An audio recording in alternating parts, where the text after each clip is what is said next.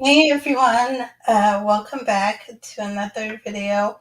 So today I'm super excited because we're going to be doing a diversity in films talk about the movie Sinners.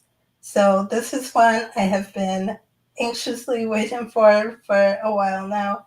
Um, but before we get into it, I'll let my lovely co-hosts introduce themselves. Oh, Yay! sorry, I guess I forgot. I should probably introduce myself too. It's been a while since I've done a video, I'm sure you can tell. Um, I'm Vanessa Marie, for those of you who are new to my channel. Um, so I talk about books, writing, all things storytelling related. Um, and this is part of one of my series that I called Diversity in Films. So, yeah. Yay! Yeah, thank you for having me. My name is Holly Davis.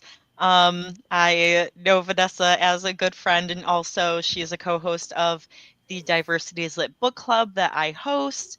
Oh, I actually have the book with me, so I might as well show that. Our book this month that we are reading is The Summer I Ate the Rich by Maritza and Micah Mulit. They are sisters, which is cool. Haitian zombies. Um, and we'll be discussing it early June. But I'm also another book. I'm also the author of A Diamond Bright and Broken, which is a YA fantasy novel that is pitched as a tangled retelling with a gender bent Flynn writer. There's disability rep and sapphic romance, unique magic. So if that sounds good to you, you should enjoy my book. But I'm happy to be here and talk about this awesome movie. Let's see. All Hi, everybody. all My name is Heather. Heather. Heather wins. Hi. Sorry. I will be able to turn my camera on in like 15 minutes. My name is Heather Van. I am a reading writer, and I It's a little also. hard to hear you, Heath. Just a little. Yeah. Oh, sorry about that. There we go. I am also part of the Diversity is Lit book club. And my twin. And She can Holly's see twin. better when her camera's Yes, yes. And That that will be goes important well. when we have the discussion about the movie. on. All right. My name is Steph. I also accept Stephanie. Either one, whichever comes out. I tend to go by contradiction on most of my socials. I do not know why my voice decided now is a good idea to break up. Let's see if that fixes it. Yes. Okay.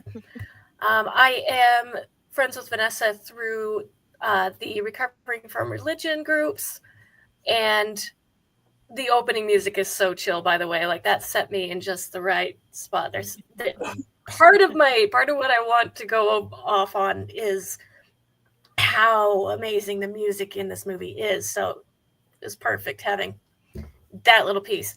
I am also a 2-time cancer survivor champion, and as of within like 2 days, I am finally getting back to feeling like myself and gonna get on the way go back to work. So I'm stoked, and I am considering doing a YouTube channel specifically about that. So we'll see if that happens. Awesome. Well, congratulations. That's amazing. We're so glad you're here. And to meet you, because Vanessa mentioned that she was going to have another friend in our Diversity is Lit group chat. So that is how we knew that you were going to be with us. But I, like many of the other co-hosts, know Vanessa through our Diversity is Lit book club. And I am excited to be part of this conversation, even though I was a little nervous when I went to see the movie because I don't do a lot of like scary movies. So I had to get some kind of lowdown rundowns, like how bad is this going to be? Am I going to be able to sleep at night? But I'm happy to be here and always happy to get to participate in more conversations with this lovely group. No, I'm Alicia Grumley. Sorry. Hi. There's my name.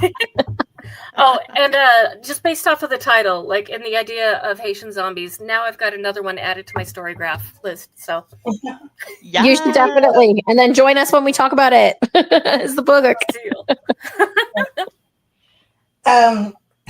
And we also normally have another co-host, but she's working today, wasn't able to make it. But hopefully she'll pop in the comments in the future.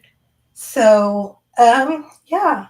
So I guess to start off, there will be a lot of spoilers for everything, everywhere. So just be aware, there's gonna be spoilers galore. So, also, what was I gonna say? See, I lost my train of thought. Okay, so kind of diving in, then, we'll get started with sort of a similar format we do with our book club discussion. So starting with characters, talking about all the characters in the movie, and well, actually before the characters, overall general thoughts and impressions, and how do you like the film? What would you rate it? So, anyone want to go first? I mean, do you want to? Because of how many times you've already seen it? Right? I'm a little jealous. Yeah. Alright. So, I have seen it 4 times. Although the last time was like, I think 2 weeks ago. I was trying to do a 5th more recently, closer to our discussion, but I didn't get a chance to do that. But I've seen it 4 times. Obviously, loved it. 5 stars for me. It is. There are a little bit of tweaks I would have wanted to see happen towards the end. But other than that, to me, this is a near perfect film. Like, there's so much layered with history and symbolism and cultural references. There's so many themes and symbolism layered throughout the movie, and each time I watch it, I notice something else, and then I've been obsessively watching all the commentary videos on YouTube about this movie. So anytime someone else brings something up, I'm like, now I need to see it again from this perspective or lens. So, yeah, can't recommend it enough. So. Yeah, I'm looking forward to hearing those perspectives because I wasn't able to watch. I only watched like maybe 1 or 2 short discussions, like commentaries on Sinners. But I didn't get to watch the playlist that you sent. So I'm like, oh shoot, like I'm missing things that I missed because I am notorious for just like missing things, not catching things. So everything's a surprise. Everything is just like, what? This is amazing plot twist. And someone's been, but anyway, so I am also on the 5 out of 5 or 10 out of 10 for movies, stars for Sinners. I only saw it once, so it would be really nice to see it again, because I do feel like, yeah, there's layers to it, and there's things that I probably would have missed, but I like scary movies, so I was like all for it. The cool thing is that I actually saw. Oh, all for it. There's like, the cool thing is that I was actually. I'm not sure what. I'm hearing myself. Yeah. It's on repeat. That was Oh, yeah, that's on your side, Vanessa. Yeah. strange. It was weirdest that it went on repeat. I'm like, oh wait, Yeah. why is it going again? Oh, I'm hearing myself. Ugh, I'm hearing my own voice. Ugh. I know. It's okay. We started with technical difficulties, so that's just. We get those out of the way so that like the other times go smooth, Mhm. right? We get vampires and zombies messing with us here. No kidding. Like, you can't be talking about us. Okay, I figured it out. My dang phone started playing because I had sent the link to our video to a couple friends of mine earlier, Oh, and nice. but I guess might have accidentally hit the link and it started playing the video. At least it was an easy fix. Yeah, please. What was I saying? I forget. You were rating it 10 out of 10. You're looking forward to seeing some of the other perspectives. You've only seen it once. Oh, yes. And so I like scary movies. I have always loved creepy movies, and I actually saw Sinners. I saw a trailer of Sinners before it was even out because I'm part of this movie trailer ad survey group. And so I actually saw the trailer and gave feedback on it for like, oh, what did you like about the trailer? Like, what about the actors and what emotions did it draw from you? So I don't even know how long ago this was, but so it's cool because there's been a couple movies I'm like, oh yeah, I wanted to watch that when I saw it in the survey group, and Sinners was one of them. I was just like, the mood and the atmosphere just like drew me in. So when Vanessa said that it was out and that she had watched it already, I was like, "Oh yeah, I remember that." Um, and so it definitely blew my expectations out of the water. With just everything about it, how like cinematic and beautiful it was, and how much depth the characters had. And so it was more than just this like scary movie with like pop out, jump scares, and all of that. It was very rich and just wonderful. I can't wait to go into all of the details, but yeah. I also only saw it once, and I was wanting to see it one more time before having this discussion, and I didn't get a chance to. But I do hope to watch it again before it leaves the theaters. Um, and I think especially after this discussion, there might be more things that I'm like going to want to kind of keep in the back of my mind while I'm watching it. But I absolutely loved it. I went in blind, basically. Vanessa was like gushing about it, and I'm like, oh, okay, I got to see this movie. So I just got the ticket and went to see it without looking up what it was about. And I was just drawn in right away from the beginning. I think that the movie was so well done in terms of the characters and all of the hidden messages and meanings. It's a very deep film. It's not like just surface level, which is one of the reasons why I loved it so much. And then I also liked how just kind of how the film evolved over the course of the, what is it, 2 hours long. You obviously kind of get that bang like when you first start watching it, and then it kind of settles down a little bit, and then it just slowly ramps up and up, like it's building and building and building. So I was just completely enamored with it. Awesome. I avoid spoilers or of spoilers too, but I also have been avoiding trailers for a lot of horror movies because there's been so many that just, oh, here's the big moment. Oh, here's what the monster looks like, and it drives me crazy. So I saw maybe 5 seconds of the trailer of this one, and once I realized what genre it was, I'm like, nope. So then Vanessa comes in and she's like, oh my gosh, you guys have to see this movie. And I'm like, she's kind of talking about a little bit of what it's about. And of course, all of us are dealing with like the idea that we're sinners and religion and oh my gosh, all of these same feelings.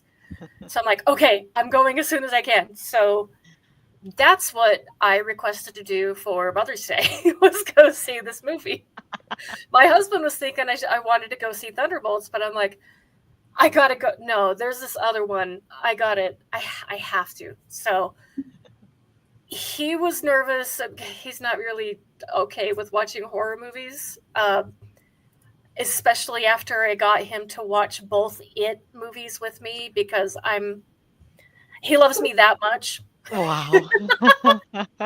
So he True was love a right little, yeah, he was a little iffy. But we both were just blown away. There's that one scene I just wanted to sit and soak in the magic that was created around me and the visuals and the color and the noise and the music and everything combined into one. It was spectacular. I want to re-experience that movie so many times. At that moment especially. Yeah, I can't rate it because I would be missing something that would rate it even higher. I'm sure. Like, but yeah, I want to go see it again. And since it's been a while, not too long ago, but with the memory issues that I've been dealing with, there's been a lot that's fallen through the cracks. I'm sure. But I also have been avoiding a lot of the commentary. I've seen a couple of videos on it. But like deep dives in it, I've really been avoiding because I wanted to bring my own feelings to this so that they weren't like colored by anybody else. So just for fun. And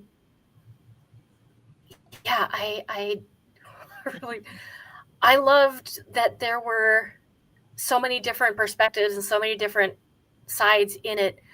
The only thing I wish that we had more information about the tribe that was hunting the main monster.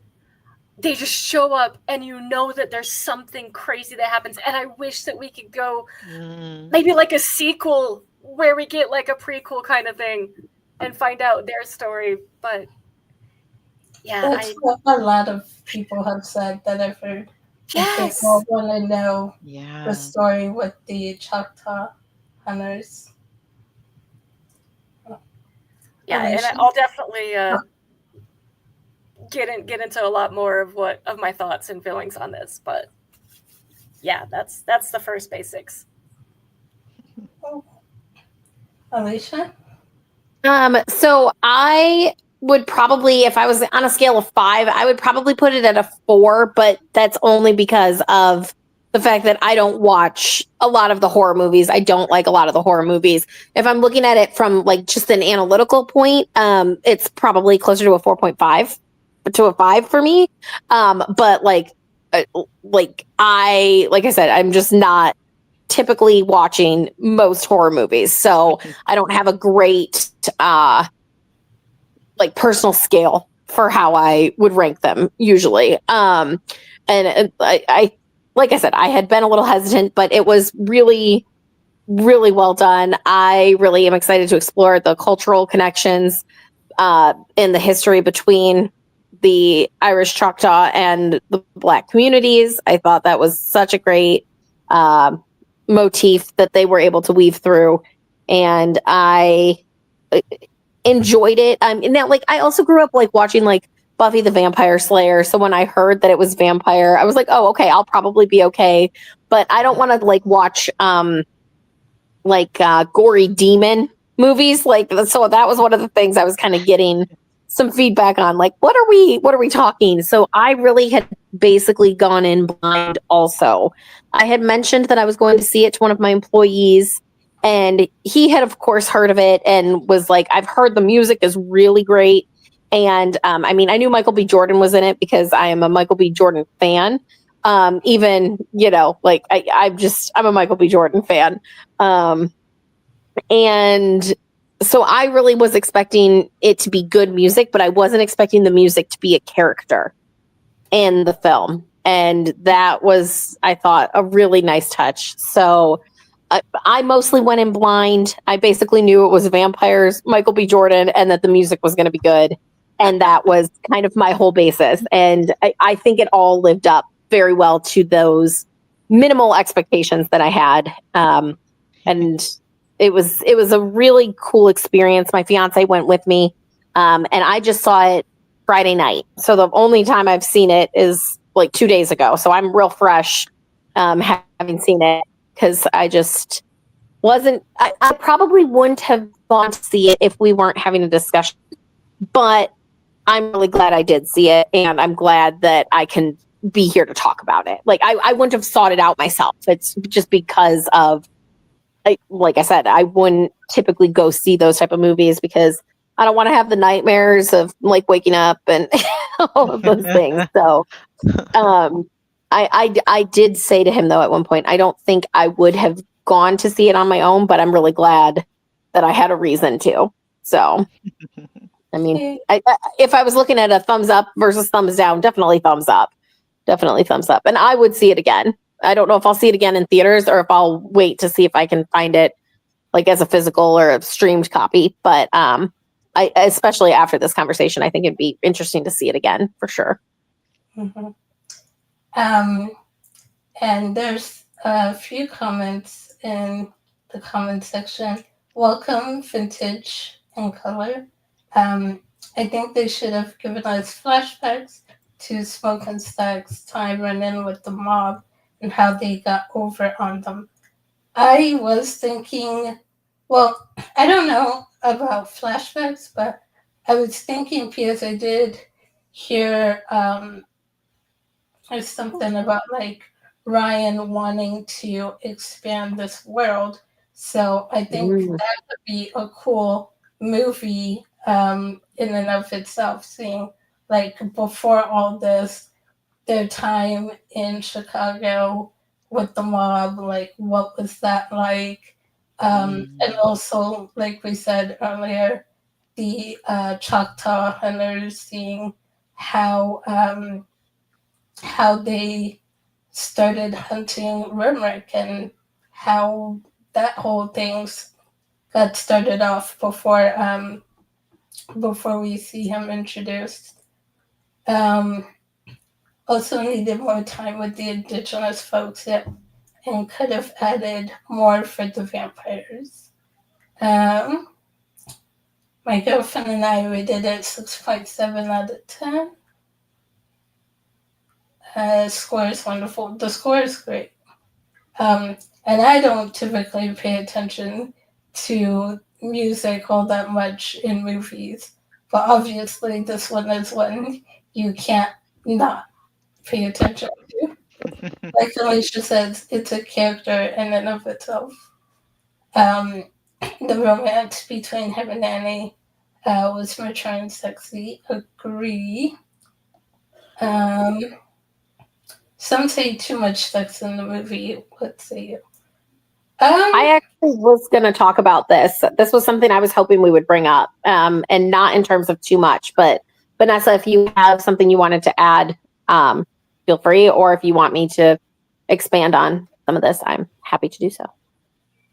You can go ahead and start, and I can say after. So I didn't feel like it was too much. I guess I also assumed it was rated appropriately. I guess I don't know what the rating is. Is it R? Is it an R rated? Oh yeah. Definitely, right? So I just kind of figured like there would be some of that.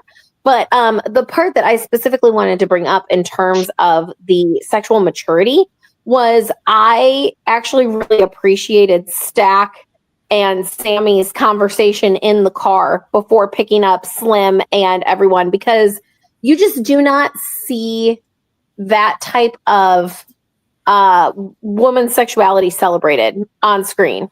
And I was like, you know what? Good for them that they had a conversation that, you know, could legitimately be this is how we support the people we love. This is how we support a, you know, fully mature sexual relationship. And I thought it was brave, and like, I'm shocked that it was from a man's point of view in a man's directed movie between two male characters.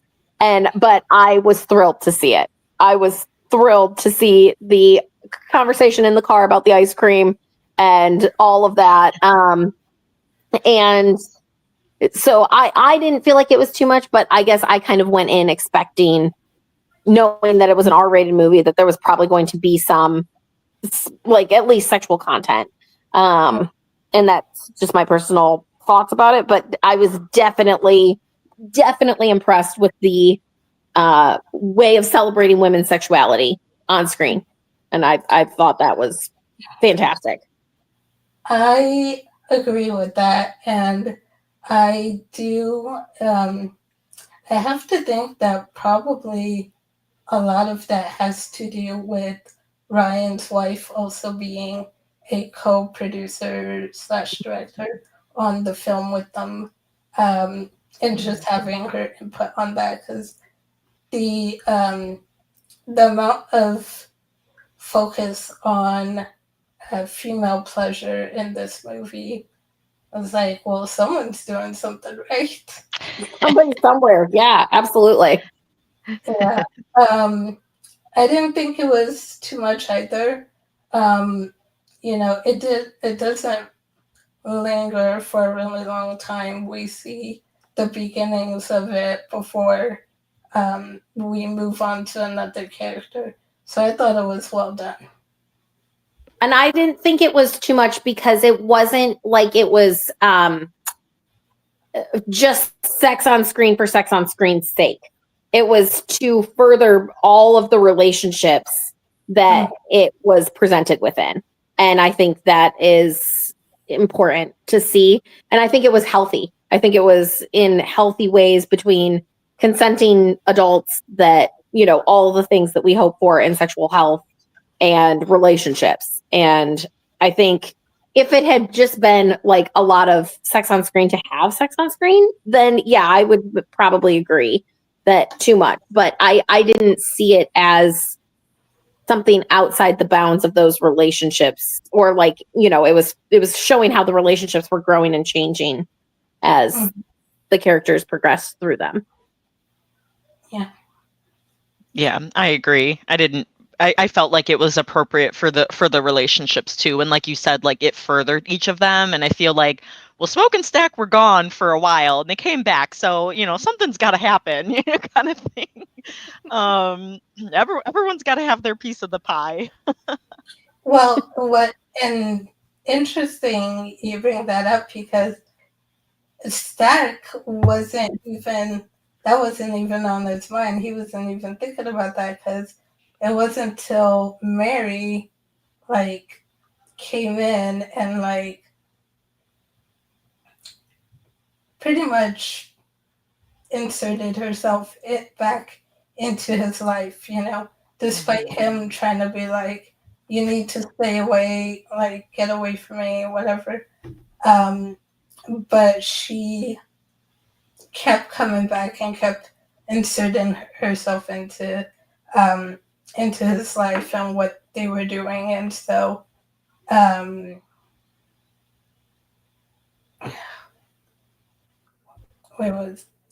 lost my train of thought again. What was I going to say?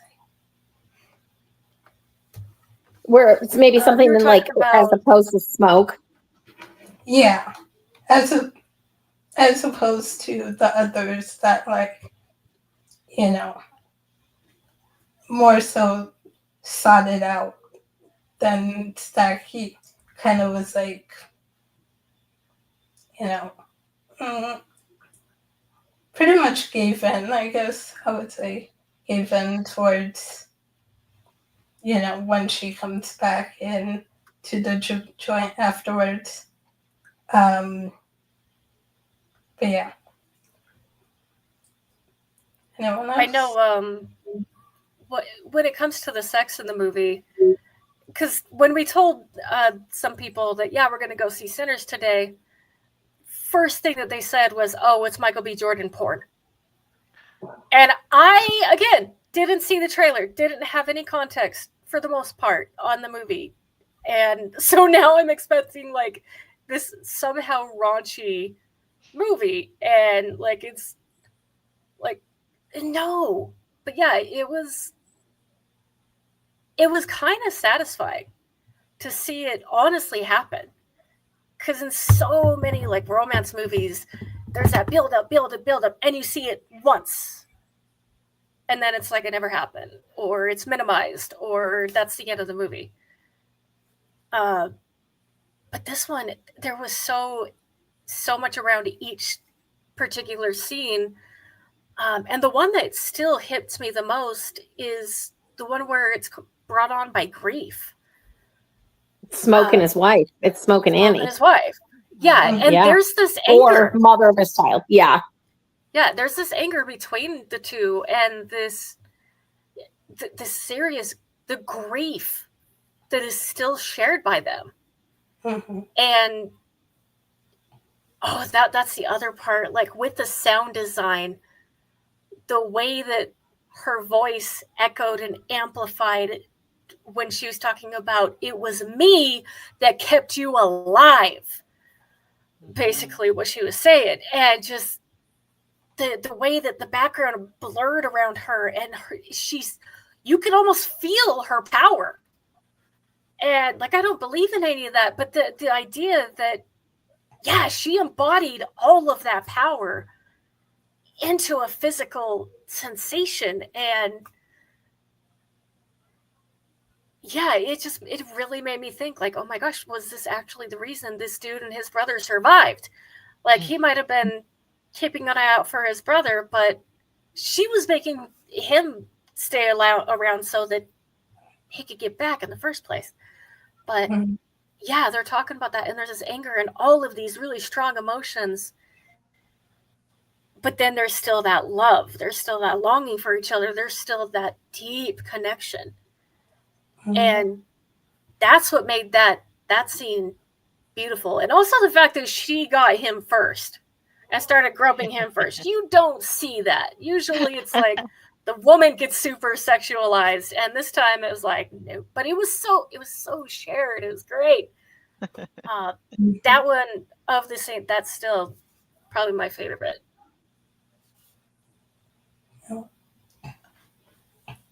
There is one I do. Some of the commentary when it comes to, like, was this a horror movie? No, this wasn't a horror movie. There wasn't a lot of blood and guts. There were maybe a couple of jump scares, but it wasn't like a scary movie. There's no like slasher kind of thing going on. I strongly disagree. One of my hobbies, I've been collecting Stephen King since I was a teenager.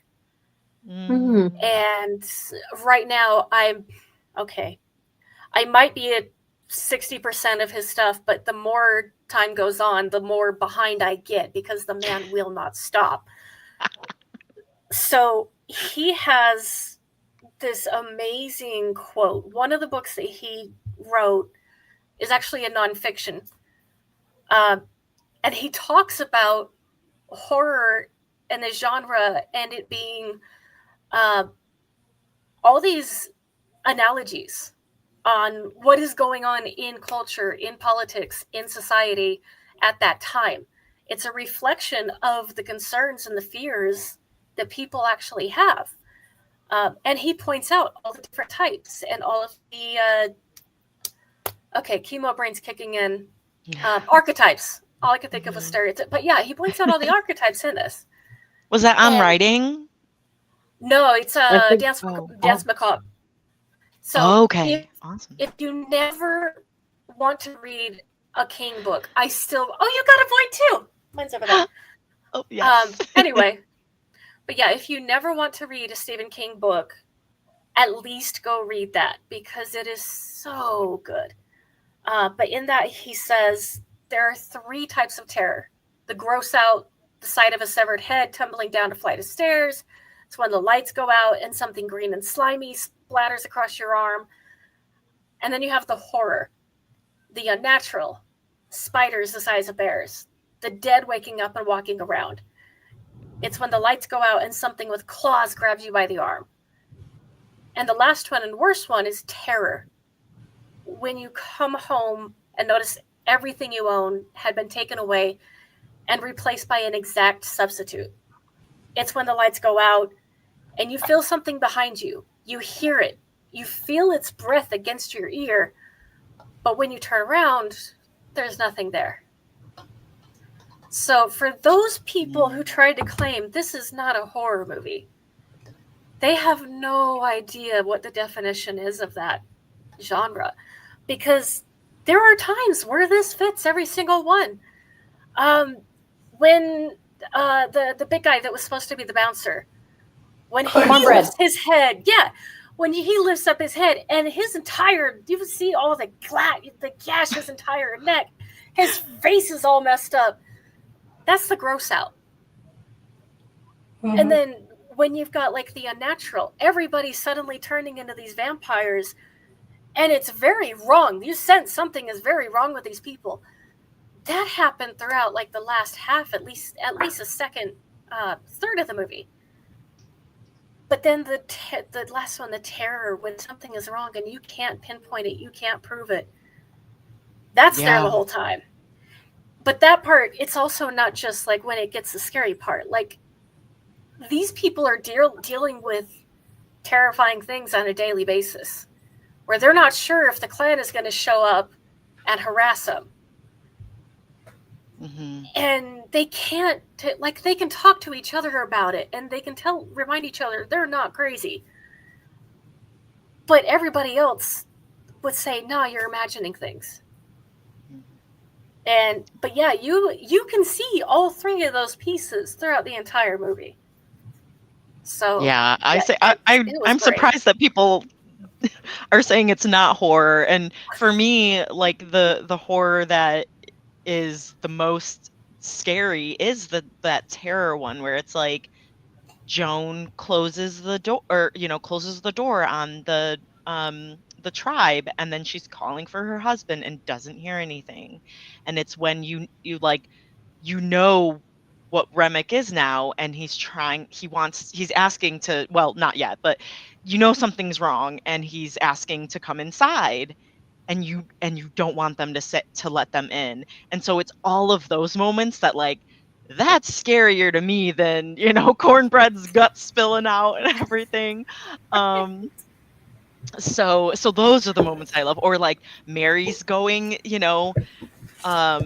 going in there with Stack, and it's like he's going in there alone, and we know who she's become, but he doesn't. And so that is like the true horror for me, and I love all of that stuff. Mm-hmm. Did any of you in any of the agreed? Oh, go ahead. Did anybody stay after the credits to watch the final scene? Yes. Yeah. Like it's just this. I felt like the ending was a great culmination of the whole movie. I actually was like rooting for Smoke to do exactly what Smoke did, which I mean, like, what does that say? But like, I was like, no, do it. No mercy. Like, no mercy on that. And I think there's something about that like horror genre, either in film or on the page, that is yes, we're tapping into that sense of terror, but we're also tapping into that sense of, so Steph, I don't know if you're familiar with the Enneagram, but we have all talked about it in several versions of stories and conversations we've had, but I am an 8. So I am very justice driven. So the ending to me felt very just. It felt very just for Smoke and Stack's characters. But I think the way that horror presents itself is it shows us this mirror, because it reminds us that we can all be the monster. And I think that is also part of the terror, right? Because like, I consider myself a good person, and I, want to do good things and put more good into the world than I take from it and all of that, right? But I was sitting there and I would have felt like I had been gypped if I did not see Smoke finish out his life the way I saw it finished out. And I don't want to root for that, but you know what I mean? It's like, but no, there's a time and a place for that. There's a time and a place for that. And that's an aspect of the horror too, of it's not just what we can feel, but it's what we ourselves are capable of. And I think that is something that this movie really touched on in many ways. I actually like that you brought that up, because I have been watching, horror movies and also shows, wrapping up watching Handmaid's Tale, the final episode coming up this week. And Wow. I felt the same, where it was like, I'm thinking about the scenarios in the show and in the movie, and I think about if I was that character, what I would do. And sometimes I'm like, oh, I even scare myself, because I would definitely, because like you, Alicia, I'm a Libra, and Libras are all about justice as well. Yeah. And so that Balance those scales. Yeah, that strong justice side of me would be like, oh no, you are definitely gonna get yours. Like, I'm still pissed about Serena not getting what she deserved yet. I don't think she will by the end of this, which is making me mad. But yeah, it's just like, it's really interesting how, like you said horror puts, it's not just the commentary on our world or society, which a lot of times it is, but it's also that mirror where we can look at ourselves and see what we're capable of. So that's interesting. Mm-hmm. That little extra scene at the end, it makes me think of Interview with the Vampire. Like, it was a stark reminder that these vampires don't just all disappear. Like, a lot of them you saw did, but yeah, there were at least these two that they're still going, which means they've killed people. They've been busy, but they've also been able to blend and adapt, but they also have to deal with that basically unending life, which has its ups and downs. I mean, like, they've been able to witness things like the civil rights movement. They've been able to see all sorts of changes, and I kind of want to watch that story too, like seeing like how they were dealing with all that, what they were thinking. And yeah, it was a really cool addition. I also really liked how it wasn't just one type of vampirism that we see, because we see the emotional vampires too, which I think is what Steph's talking about a little bit specifically, because when they all come in, right? Like when Grace is like, come on in, you mother effers, right? Like, get in here. Like, okay, choices were made, and I understand you could not risk letting them get to your daughter. You had to fight for her. I totally get it. But my fiance was like, call them in one by one and stake them down. Like, But to Annie's point, that we see them feeding on the grief, and that's how they get Mary in the first place. And so, like, that emotional vampirism too, that was interesting, because I don't feel like you usually see the representation of emotional but physical in the same piece of media, right? Like, it's usually, it's a vampire that's eating blood, or like with Queen of the Damned, right? Like, my fiance pointed that out too. Like it's very Queen of the Damned in how the hive was sired, right? And like, and how it all was gone through. But I really thought it was very, very interesting to see the emotional vampires on screen. Like they're feeding on the grief. Annie says it. She's like, they're feeding on the fear. They're feeding on the grief.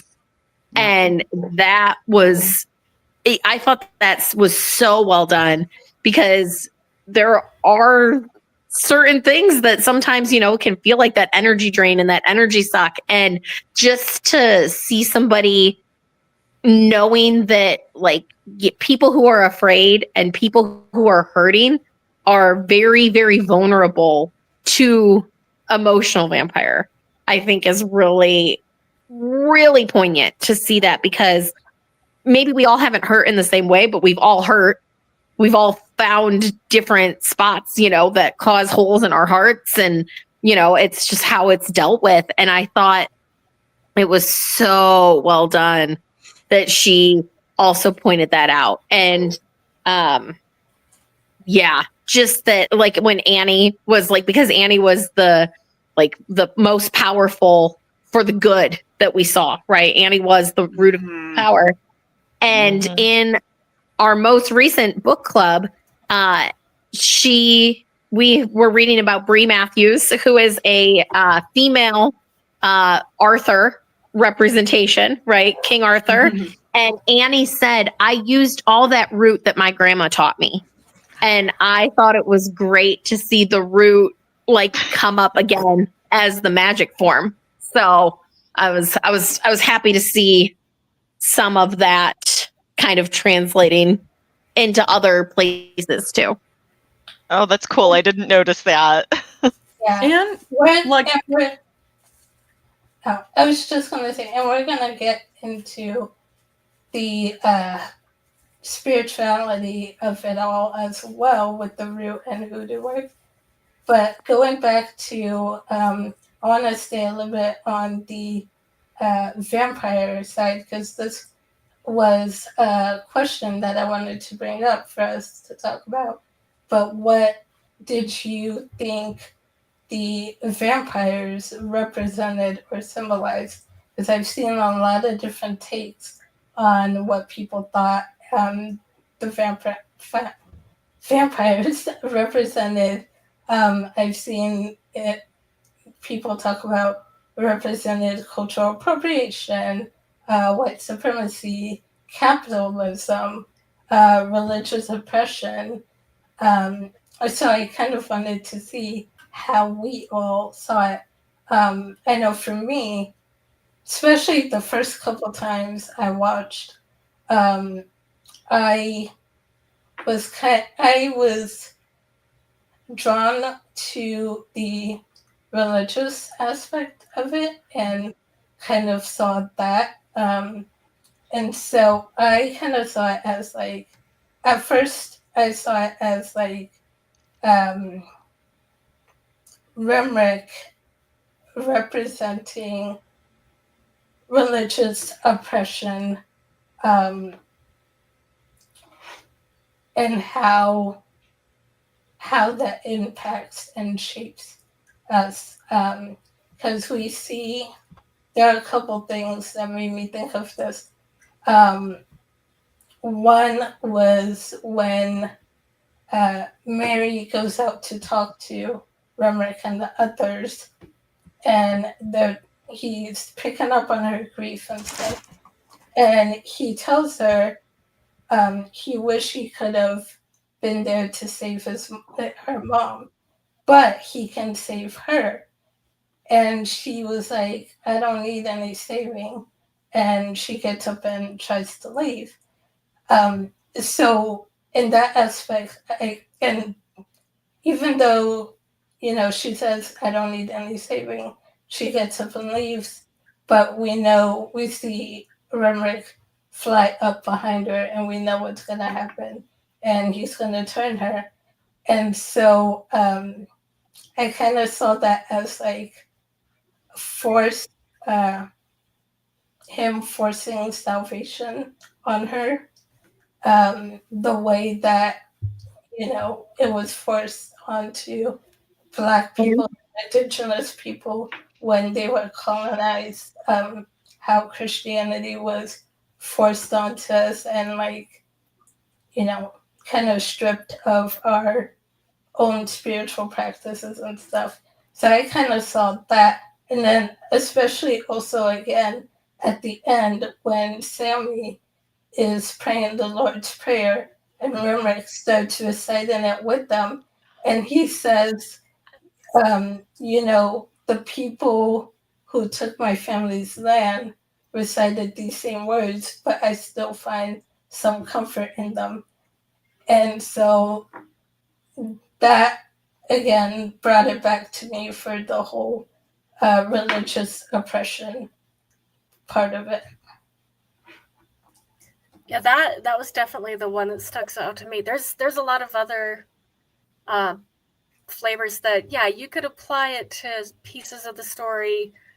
But yeah, for me, that is the through line. I mean, you've got this title of sinners. Mm-hmm. And that word doesn't have any other implication outside of religion. There, you can use other words to describe it, like as far as some kind of secular version of it, but there's no secular sin in that same way. So it also starts out with the church as the opener. It pretty much ends kind of with the church too. You've got, and then all the way through, yeah, that is a big part. And especially the part that hit me is when Remick says, yeah, not just that his people's land was taken away, but the religion was forced on them, just like it was with these people.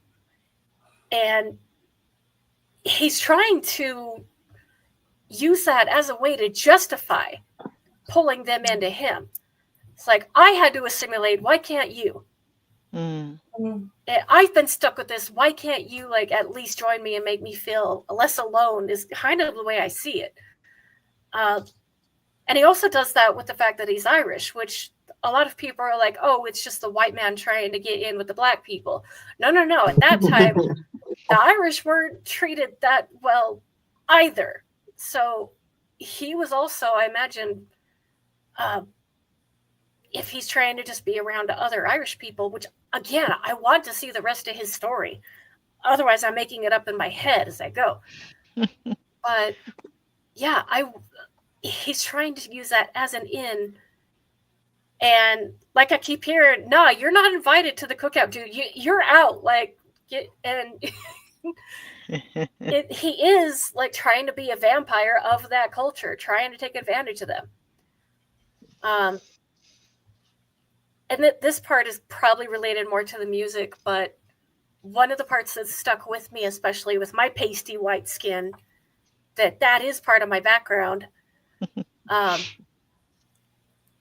When he's singing Rocky Road to Dublin, and he's dancing, and he's very good. He's got pipes himself, and those feet can move. And I did see, like, when they were talking with him, he's like, yeah, I used to do that for competitions. I'm like, oh, that's why your feet were able to, like, shuffle like that. It was really good. But he's also has all of the black people that he's turned, and he's forcing them to sing and dance to Rocky Road to Dublin. Mm-hmm. And that song itself is also about mistreating someone because of their background. And so it's without that sinister touch, it was beautiful. Like, but there was this extra little, like, spikiness to it that I'm like, this hurts. This is so uncomfortable, but I need more of this. Like, this is amazing. It was powerful. But yeah, that was also definitely, as far as the religion goes, that the forced conversion, the tools that religion uses, music, to build that sense of community. And you're literally in step with everybody else. And if you're not, then it's obvious you're throwing everybody off balance. So, but yeah, that went, and especially at the very end, like that kind of solidified the idea for me that it is religious as the primary theme, because Sammy's told by his dad, give up your music, give your music to God, let the church use your music, and he refuses. And it's so cool. He, like, because I personally sing, and I've done so many performances for my church and for family, based for like religious holidays and stuff. And so, yeah, knowing now that I was kind of being used in a way that I could only sing certain songs. Otherwise, I would get in trouble for the other ones that I also loved. But yeah, it is powerful being able to take back my voice and use it how I wish. And so I could understand that power that he took back. And I'm not going to lie, that made me cry up a little bit. I was so happy for him. Well, yeah, and it's kind of like with, like, I agree with the whole, like, it's mainly this, like, religious aspect, because, like, when they're dancing with Remick, and he's singing and everything, like, he is, like, everyone's happy and smiling, and I feel like I could be part of that group that you're a part of, the recovering from religion. I was like, oh, wait, what's this group? Hang out with us on Friday night or Monday night. You've got this false, like, you know, people were twisting. People can twist God's word, and you know, Heather and I have been part of like cultish, you know, religious organizations, and that just claimed that everything that they were doing was for God, and it was just a normal church. And so we were like, yeah, we'll follow along, we'll smile and dance along with them. And then, but everyone's kind of under this spell, having been turned and not really realizing the truth. So that really resonated with me. Yeah, and I couldn't see the initial draw for the white supremacy theory, like, you know, they're taking over black bodies, but like we literally, the very first instance of the vampirism that we see in the movie is Remick getting the two white people. So it's like, then I was like, oh, like, you know, what, like, this is different than what I thought. But I still think that analogy is valid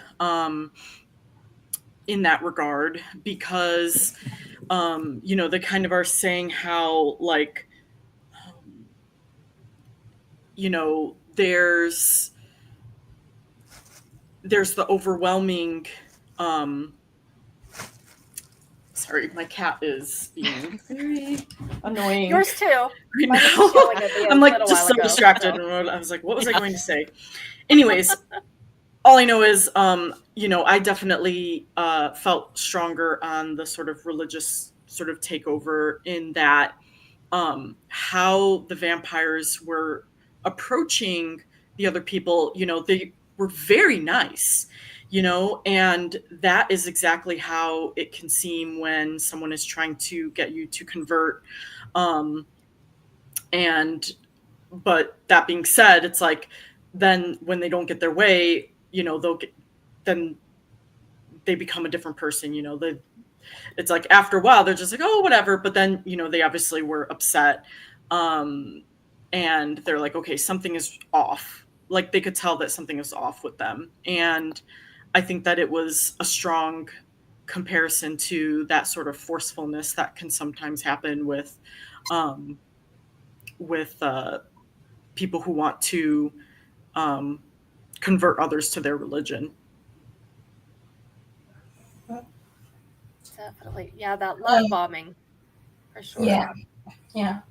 So, going from that, I guess juxtaposing the religious side, we also got to see Annie practice hoodoo, so the African spirituality side of it, and kind of wanted to talk about that as well, and kind of what you guys notice, or if you um, notice anything specific or anything. And this was one of those things where I was like, I need to watch it again because I saw someone online say that her house was painted blue. I don't remember if it was the whole house or just the door, but they said it was painted blue, which Oh. that gets into, yeah, the hints that Annie was bringing up when she first thought these were haints and not vampires, which haints are kind of like ghostly creatures in a sense. But painting your house paint blue or your door paint blue was done in the South to trying to remember what exactly because I read it online and I'm trying to remember what it said. It was to ward off haints because the color. What was it? Now I'm forgetting, but it was something about that color that warded off and kept paints away. And so I thought that was interesting, and just all the little details that Ryan includes in here with the character of Annie. We see in the beginning when Smoke comes up to the house and he goes where the little gravestone and milk is. So she's done like an offering um, for her child that has passed, and that was to me that was like a little ancestor altar setup, which I think she might have.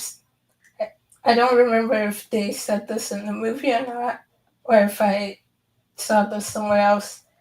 Maybe even the book we read last month. But anyway, how the ancestor realm, we typically think of ancestors as those that are older that have passed away, but no, it's anyone who's passed away, including your child, even if they're a baby, would be considered an ancestor. And so seeing that altar out there, I thought was really, really powerful. And then also, um, there's so many stuff he added in. The divination she does right before they fight the vampires, and she knows, you know, her future isn't looking good, and so she makes Smoke promise to kill her if she gets bitten.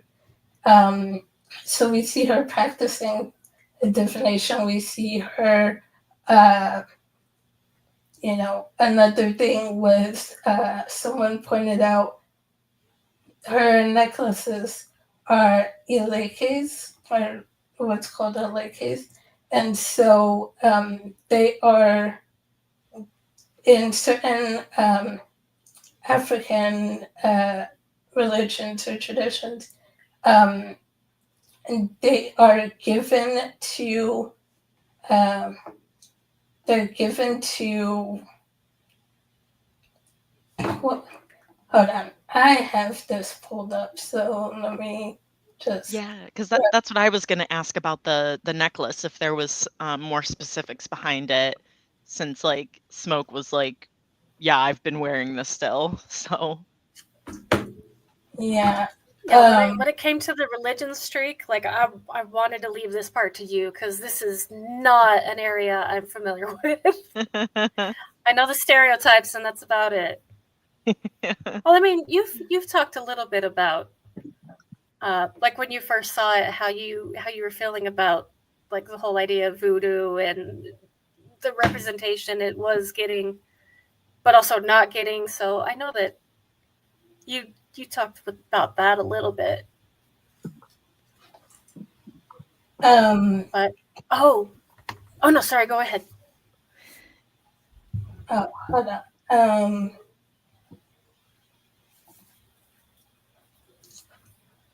I had this weird. You can continue. Let me find where. While you look it up. Okay. Yeah. There was one difference though. When it does come to the whole religious through line, the Christianity that was going on, and then also like I heard someone say that the KKK can be declared a cult on its own, which yeah, it's not that far off. It could easily be classified. You've got all of these different groups, but with her, it felt so much more emotional, so much stronger. There's so much heart, care, and love put into it. Where the other ones, if you didn't fall in line, you lost all your protection. But for her, it didn't matter if the person believed in what she was doing. She still had that love, that care. She still was going to continue doing it. But like, it wasn't just I'm praying for you because if you don't make it, then you're going to, go to hell. But she was having hope that the person would be okay, regardless of what happened to them or regardless of their choices. And so that was really noticeable to me, is that deeper care put into it, that warmth that the other groups didn't seem to have. I love that. Yeah, I didn't even realize that, and that's true, because like I've known people who have literally been kicked out of the church because of what they did, and Annie wouldn't have done that. I would have given her 2 necklaces. I did read it, by the way. So it says, so it's in Santeria, Eleke is referred to the beaded necklace that devotees wear. The necklaces are ritually prepared and given to devotees, and each color combination on the beads represents a specific Orisha. Orishas are deities. So it says, they're not simply decorative, they have a spiritual significance and represent a connection to the Orisha and the godparent who bestowed them. And so Annie had blue ones around her neck, and the Orisha associated with that is Yamosha. I'm not pronouncing it. I need to look up how to pronounce it again. But Yamoya, I believe. But she is she is revered as the mother of all things. She's the goddess of the ocean and all bodies of water. So. Cool. That's awesome.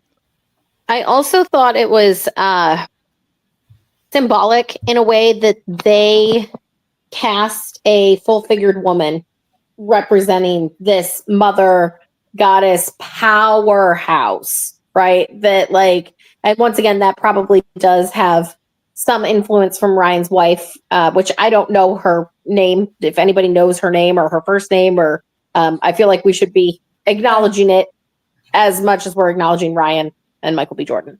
But and I'm sure we will here in just a minute if somebody can find it. But I really appreciated seeing a full-bodied woman on screen, but she was power. She was power and body positivity. And yes, she was a grieving mother, but she was a mother. And yes, she was the powerhouse, but she also was, at least the character of Annie, I feel like was confident in who she was and like in her power, in what she brought to the table, and in her love for Smoke and Smoke's crazy ass brother, right? Like, I've been trying to keep you both alive. Like, so I really appreciated getting to see it, but we also saw beauty in so many versions across, right? Because Annie doesn't look like Mary, doesn't look like Pearline, doesn't look like, any of these characters.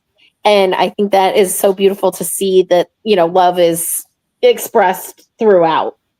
But I really loved getting to see a full-bodied woman who was power on that screen. Almost like the goddess figurines that you find historically, Yes. like how they're full body, and they are power. They are I literally thought of the word goddess. A goddess. Yeah, I was thinking. Yeah, that's exactly what I was thinking of. Those like the like almost like the fertility statues. I think is what I'm. Yeah. or knowing, if we're going to bring in another religious topic to it too, right? Like in times of fortune versus famine, right? You see in artwork more full-bodied figures. And it's, or it might be the opposite way. Like in times of famine, you see more full-bodied figures because that's the ideal. But when there's the time of, famine, or when there's the time of fortune, people can spend more time on their vices and things like that. So to see that juxtaposition too, of like, and Smoke loving her for who she is, right? And even though he didn't necessarily believe in the same things, he believed in Annie. I'm just going to assume that she's his wife. I mean, I that may be just from my own biases, but I mean, they share a child together. So she's at least the mother of his child who he loves. And there's something so powerful because she is the only person that we see call Smoke by his given name. And as I was looking up right before we got in, so getting into some of the twindom, both of the names, Elias and Elijah, mean like of God, or God is my savior, like the Lord. Like, so there's like this like tie into the twin names. And then in that moment when Annie is changed and she looks at him and she says, Elijah, you promised. And she held him to that. She held him to that vow. And I thought that was done so well. Elijah, you promised me. And she trusted him enough, even having been gone 7 years, through like their tangent, or through their grief that they share, through their child that they are hoping to both get to see together again someday, which I once again thought was so beautiful that we get to see that scene. But through all of this, she trusted him enough to say, if I get changed, and because she cast it, she saw what was going to happen through her hoodoo, right? She saw it as she was casting the bones on the table before Grace invited everyone in. She said, you promised me. And that's why she made him promise. And she trusted him enough to do it. And I thought that was really interesting too, that, like if we're going to look at it from like the Christian perspective of that feeling of purgatory, right? Because the vampires like also coexist, and like then the soul gets trapped here. And that's why Remick was after Sammy in the first place, because he wanted to see his people. That was how he was going to get to see his people again. The music was going to bring him back to his people. And there is something so cruel about the thought of being separated from the people you love forever and just trapped and unable to be released from that constant torment. So the fact that Annie knew that it was a risk and that she trusted Smoke Elijah enough to follow through on what he said he was going to, that is the redemption for me. Like, yeah, Smoke had some stuff he had to deal with, but Smoke's redemption arc is focused on how he keeps his word to the mother of his child, to his wife, for all intents and purposes. And the fact that they are able to be with their child in the end together as a family, there's something to that too. Yeah. The two things. One, so his wife's name is Zinzi. Zinzi. Yeah. And something else I was going to bring up when you brought up the name, Alicia, is that with Smoke and Stack, with the twins, so Elijah is the Hebrew version of Elias. Elias is the Greek form of the name. So there's a Two duality. sides to the same coin. Sides of the same coin. They're both the one character and two sides of it. And we see that a lot throughout just like their interactions and their personality and how they are. Like one thing a lot of people I've heard say, and I totally agree with, is Michael B. Jordan did such a great job at making them feel like distinct characters, their own person. Like I knew right away which one was Smoke, which one Stack. I wasn't confused by either of them. And he does such a good job to, incorporate those little things that differentiate them. Of course, the colors also differentiates them. Smoke wears blue, Stack wears red, which I think ties back to their time in Chicago working with the Italian and Irish mobs. And so I think Smoke was with the Irish mobs and Stack with the Italian, mainly based on like the type of hats they wore. You can kind of see their style of dress. Yeah. Yeah, Smoke had the peaky and Stack had the like fedora, like the full brim. Yeah. Yeah, I liked that. I liked being able to tell them apart, and like That's a good being a catch. twin, it was very like cool to see that, like, yeah, they had their distinct personalities, but then when they were together, it was like magic. Like they kind of read, like they were on it. They're like, oh yeah, we're doing this, then this, you do this, I'll do this. Like they had their roles, like they had their plan, like they worked so well together in Chicago. They were working, they had their thing together here. And so that I really appreciated and enjoyed. And I didn't even notice like the color difference, which is so funny. I didn't catch that That's either. me. I don't catch things, but I was still able to tell them apart. So that's saying a lot. Yeah, when I saw someone point that out for the first time, like with the blue and the red, I'm like, of course, like blue versus red is such a common thing where they put them as opposites. I don't know where that started. The first time I really saw it ever pointed out was the red versus blue Halo joke videos that got started 20-something years ago. Oh my gosh, I'm old. But ever since that show, I've noticed red versus blue. And like you see it in politics, you see it's everywhere as a dichotomy. So for them to pick red and blue as the opposites, yeah, it was kind of perfect. Like, what other colors are you going to choose?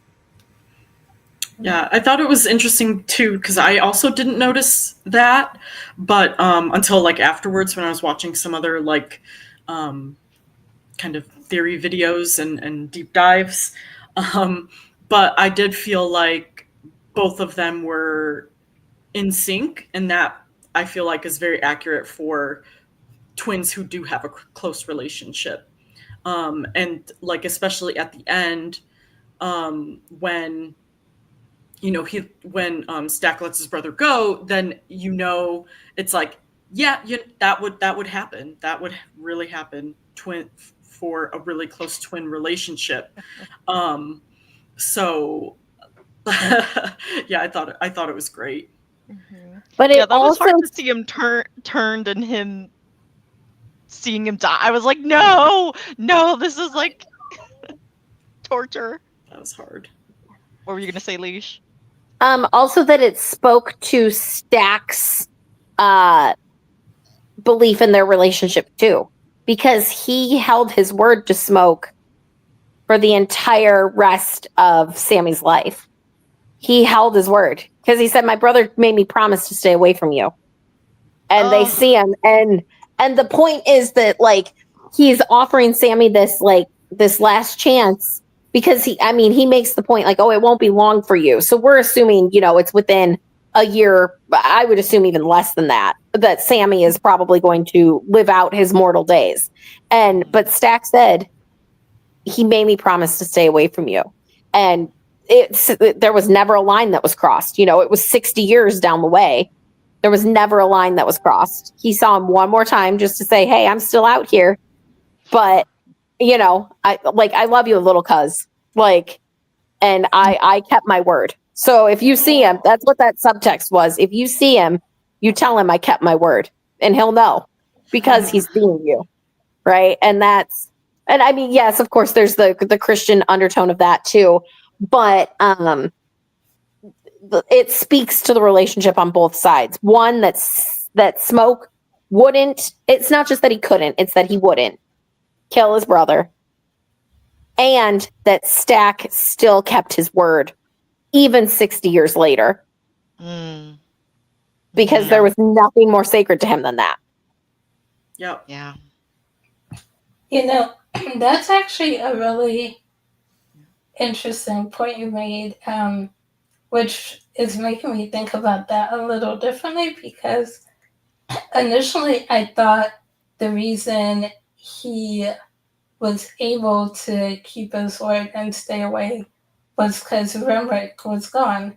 And they had the hive mind where, Rimrick was driving all the vampires. So what he wanted, which was Sammy and the others, that's what they wanted as well. And so I was thinking, okay, if Rimrick hadn't died, then maybe he would have gone after Sammy as well, just because of that hive mind mentality. But when you brought up how strong their bond is as twins and that he kept his word to his brother, that makes a lot of sense as well. So yeah, that's another. I love how this is the great thing about this movie is there's so many different ways it can be looked at and interpreted. And there's so many things you can discuss around it. So yeah. Mm-hmm. There's so many characters that are all just fully realized. And which is really impressive for a movie to do within like 2 hours. Like, yeah, you get to know these people very well, and sometimes it's not even because you heard or something about them or they said something. It's the way that they move, the way that they dance, the way that they exist. Like, you can read into those lives. Mm-hmm. Like with oh my gosh, I'm so bad with names anyway, but the guy who's the older magician, I almost said magician. Delta. Yeah. magician and musician is kind of similar in this movie because it causes magic. So, but yeah, like just when they're talking with him and the way he's interacting, there's no surprise when he picks up a flask and drinks. Like, it's like, yeah, he's very familiar with this. This is like more than second nature. Like, this is just another thing for him. And you're able to get that sensation, and you're not really surprised when he starts drinking. It's little details like that you see all of this. And then, like with the, let's see, Mary's the other woman, the other love interest, right? Yes. Okay. Yes. The white Okay. passing, Yes. love interest. Yes. Yeah, and that, because again, like very full filled out character, but with her, we always try to put everybody in a box, and so by default, we're trying to put her in the white box, give her the white check mark. And then you find out, no, she's a mixture, and she's trying to deal with that. And she's being pushed away because, no, she looks like she could go anywhere she wants. And, like, there's this push and pull. Like, he wants her to leave because it's not safe for her to claim that black skin in her. And he wants her to be okay, so he's trying to get rid of her and does not. But she wants to be part of that other side of her family so much that she risks it. And yeah, I can't imagine what that would be like. But Well, and I love when Annie claimed her. Out like that.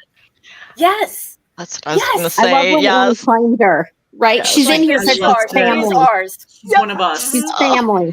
That is the line. She's here because she's family. Cool. You ain't talking to them. You talking to me.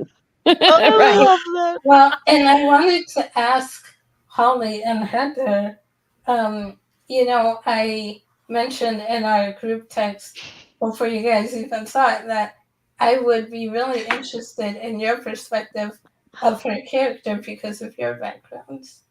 Yeah, I was literally going to say that. I was like, well, we have, Heather and I have experienced that, because Mary being an eighth black, but we're half black and are white passing. And growing up, we had to check the white box because there wasn't an other, or you couldn't do two. And that always broke me because I felt like I was denying the black side of myself. And, Heather and I, were estranged from our dad's side of the family for a long time, but then we, eventually reconnected with them and were welcomed with open arms by the whole family. And we feel like family. We're so as one. And our family reunions, we have a sign that we put up every family picnic that we have every year, and it's we're a close family, closer than most families, and we have a family song and a family book with all of our lineage, and so it's just really special, the black side of me, because that's something that my mom's side is we don't have that, this is different. Yeah, we are different. But so it feels good to belong and know that we are family, no matter what we look like. But it is also, it was just so, I don't get to see that a lot ever, in books or in movies, any biracial characters that are white passing, which is why that is the main character in my book, A Diamond Bright and Broken. And fun fact, the actress that I based because I whenever I come up with characters, I like to have art, or I like to have a picture of the characters, and I always find actors and actresses that, or whoever, celebrities that I can picture as that character, so I could use that for aesthetic boards. And Haley Steinfeld is the character that I based the main character off of. So I was like, oh my gosh, she's like actually white, but Was this before Sinners? in my book, like Oh, yeah. she was biracial. That's and so funny. it was Okay. so funny. I was like, oh my gosh, they picked the exact person that I picked for my book. Yeah, it was Beautiful. meant to be. So it's very special, very special. Yeah, it was very refreshing to see Mary as a character in this film, and I also really enjoyed the dynamics that she had with everyone else, where she's just like, yeah, I'm just one of y'all, like, and it was very special. Yeah. Yeah. And she like Vanessa said, or I think it was Vanessa, she wanted to be a part of the family, and I loved it. Oh my God. It just like makes me so happy. We need more Marys that haven't turned yet. And I loved getting to see not just Mary, but Annie and even Pearline a little bit. Pearline, I feel like less so because she was on screen less time, I feel like, than the other two. But we got to see full range of emotion for women characters on screen, and it didn't detract from the story. It added to the story, in my opinion. And it's something that is so rare to see that like full range expressed, because we got to see grief. We got to see anger. I mean, we got to see Mary be real mad at Stack, rightfully so. Like, yes. Don't you dare. Don't you even dare. She's like, rot in hell. And he's like, I'll be waiting. Like, I'll see you there, babe. Like, but we don't get to see angry women. Like angry, and we don't, not to make it about a white woman's experience, because I know that a white woman's anger can be more palatable than a colored woman's anger, right? But getting to see all of the range of emotion and not being told, like, don't be feeling that. You shouldn't be feeling that. You got to put that away. You got to be quiet with it. Take up less space. Never once was that expressed in any way, in my opinion, as a woman watching these women fight for the men that they love, fight for their lives, fight for their souls, redemption, creativity, whatever it is that they were fighting for, right? All of it, their sense of belonging. And we got to see that full range on the screen, and in a very few amount of characters, right? Like that was what was really cool about it to me too. That there was also, it wasn't. Oh, sorry. Go ahead. No, you're okay. Okay. But there was also a fourth one too. It wasn't like, yeah, there were a lot of women, and for sure those three stuck out. But one of the other funny moments for me when it comes to like the stereotype of the angry Black woman, it's oh my gosh, the bouncers again. I'm so horrible with names, and it's been a while since I saw this movie. The wife, yeah. She's like, how much money are we talking? Cornbread's wife. Yeah, because he says something about like, oh, she must like give you really good blowjobs because like, yeah, look, you got a really hot wife. Like talking trash. And like a lot of women would be like, what did you just say? Like, how dare you? And just go up. But she's like totally chill. like you've got a good woman. That's what he said. He's like, she's like, how much money are we talking? He's like, you got a good woman right there. A good one. Good job. And like Stack knowing that he had to get through the wife to even be able to pull cornbread, right? Like it was, trash talk.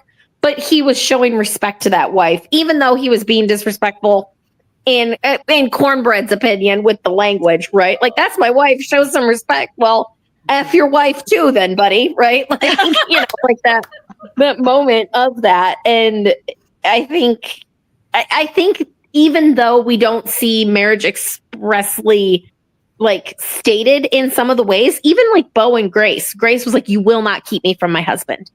You will not keep me from my husband. Like there is something where even culturally, this marriage is sacred, and you don't get to see that even in a horror movie sometimes, right? Even in a romance film, you don't always see these healthy, sacred marriages, relationships, right? Now, of course, we can talk about Mary's dalliances, but that is so much more, right? It's not, she wasn't dallying outside of her marriage to dally outside of her marriage. She was dallying with a very specific person in mind, right?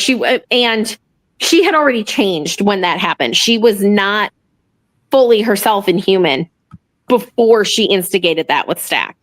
Like she told him to go to hell, but she wasn't trying to get back with him in the same way as a mortal woman.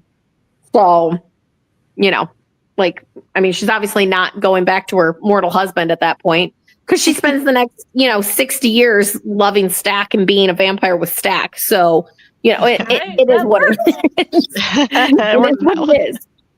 But and she wasn't yeah, I happy think with that marriage in the first place. So right, Yeah. it wasn't what she wanted. It wasn't what she would have chosen for herself. And I think it's hard to judge a situation that none of us have lived, right? Like, well, I'm assuming that none of us have lived. So, like, is it? Yeah, I was gonna say, like, is it the best way to get out of a marriage? Maybe not, but if it's the only way, I don't want to judge a situation that I'm privileged enough not to have to live. I mean, if you were in an abusive marriage and becoming a vampire was your way out, I mean, I'd take it.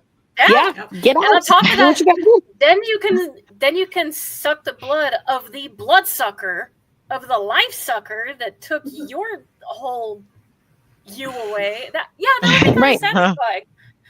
That's my new canon. Is that's what she chose to do? Is go and hunt that guy down. Yeah, and then hunt him as prey. Like, yeah. Okay, that's what she I'm had good to do. with it.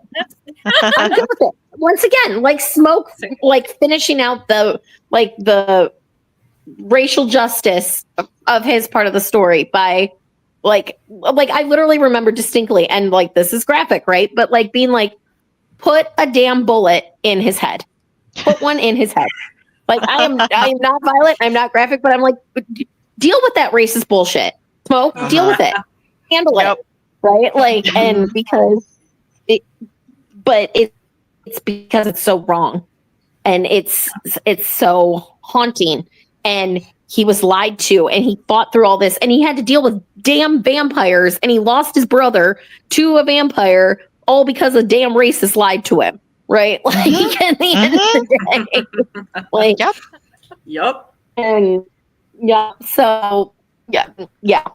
Good times. I mean, we haven't even talked about jute joints yet. We've already been talking for almost 2 hours, but Well, so many things we could talk about.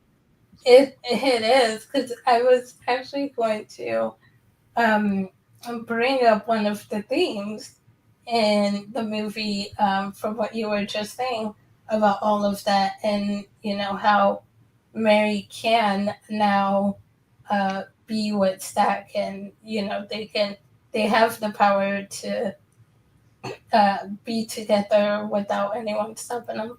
And it made me think of, so one of the videos I watched was an interview with some of the cast and Ryan Coogler, and one of the first questions that was asked was about the theme of freedom in the movie, and how the interviewer said that by the end of this movie, she was like, well, damn, am I even really free? Like, what is freedom? And so she asked that question of what is freedom, because we see that Smoke and Stack, tried to have the juke joint make something for themselves. And that was kind of, their freedom in a sense, but it got taken away. And whether, even if it wasn't for the vampires that night, like Rebecca said, the clan was coming for them the next day. And so it's that, like, whenever they try to strive for a better freedom, that gets taken away. And that happens so often in history with Black people.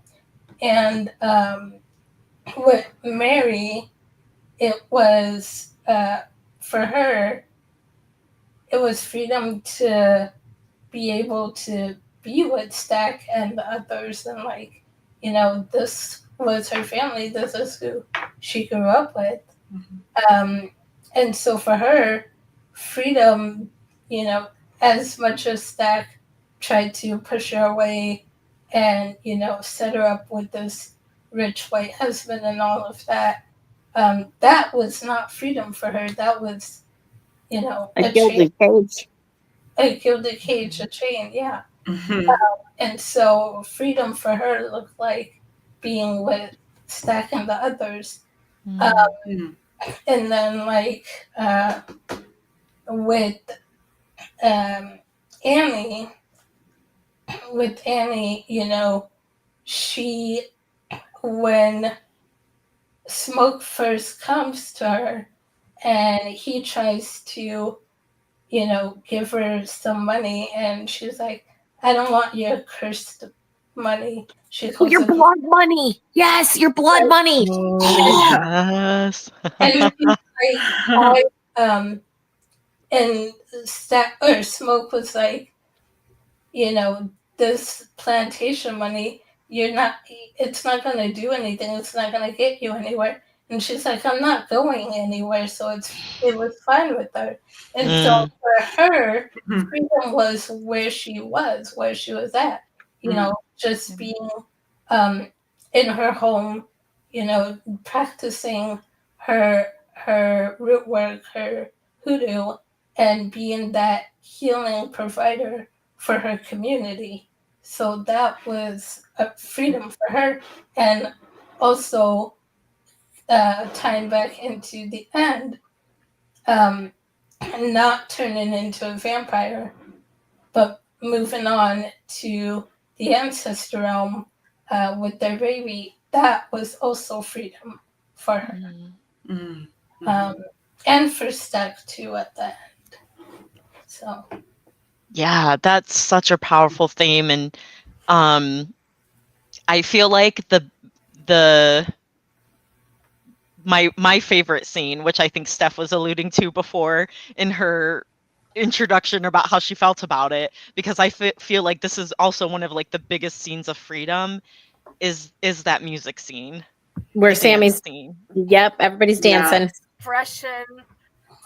Yeah, And you can we can talk just about dance that scene now? Like, away. I'm like getting Such a good chills like scene. thinking about it, because I wasn't expecting that at all, and it blew me away. But I was like, that is like the definition of freedom, is like you are just so in the music and like in the zone, and it was just so powerful. I'm like speechless essentially. And that's what Rimrick was drawn to. That's what he Yeah. really wanted. It was to see his people and connect with his people again. But in that, there's that freedom of being able to be with your community, with those you belong with. So yeah, Steph, what were you going to say about it? That was one of my favorite things as well. yeah, so that scene, like, that's the one that sticks with me. That's the one I don't have to stop and remember, okay, what did I watch? So Ryan, I learned with this, is this huge cinephile, and not just like watching the movies, making movies, but the tech behind it. There was one I was watching where he's going over every single type of film, and he starts with like the 8 ones, and then he goes to the 35 millimeter, which is the one I've used so much in my life because I'm a shutterbug. And then he goes into this movie film, and then he's talking about, we also shot for this kind of screen, and this kind of screen, and this kind of screen. And so there's one where, yeah, you got the big screen up front, but then you have 2 screens on the side, and you have 2 more screens right by you. And when they shot it, that they made it so that through the entire movie, there is stuff going on all around, and you see so much more. So I would love to see more of like the train station scene with everybody moving around and all of the life going on there and what the people were doing on this side and this side. And but that music, I just being fully immersed in that whole thing and in the center. And even better if there were no movie seats for a second and you got to dance with these people. Like, I loved it. There was one guy, he was so close.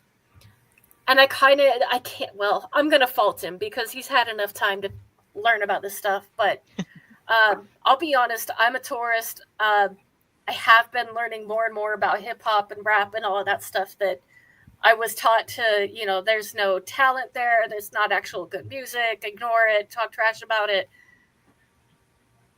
I've been able to change my mind and find some amazing music in those genres. And so getting to see all of that wind up and all these different ones. And then suddenly you get the DJ with the turntable. And then you get like the b-boy dancers. And then you get like the hip hop art. You get all of this extra flavor that's into the future in our time. And it's beautiful. Not to mention that guitarist. Dude, like, and I admit, like, the metal stuff, like the rock stuff, Queen and Bon Jovi, that's my comfort zone.